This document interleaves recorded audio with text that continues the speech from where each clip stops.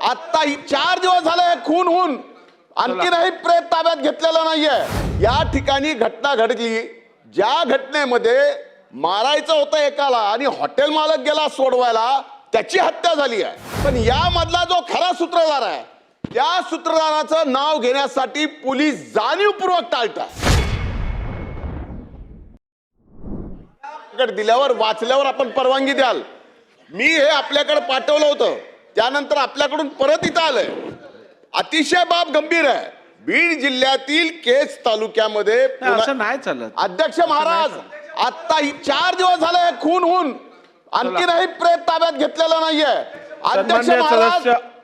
अध्यक्ष महाराज, ही बाब अतिशय गंभीर आहे।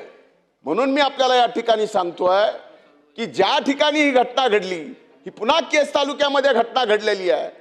घुले कदमवाडी या परिसरातली ही गावकरी नावाच्या एका हॉटेलवर या ठिकाणी घटना घडली, ज्या घटनेमध्ये मारायचं होतं एकाला आणि हॉटेल मालक गेला सोडवायला, त्याची हत्या झाली आहे।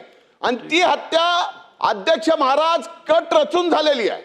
आणि कट रचून झाल्यामुळं आज त्या ठिकाणी 9 आरोपीचे नाव घेतलेत, 3 आरोपी अटक केलेत अध्यक्ष महाराज। पण या मधला जो खरा सूत्रधार आहे, त्या सूत्रधाराचं नाव घेण्यासाठी पोलीस जाणीवपूर्वक टाळतात। आणि जाणीवपूर्वक टाळत असल्यामुळे अध्यक्ष महाराज, आणखीनही प्रेत ताब्यात घेतलेलं नाही।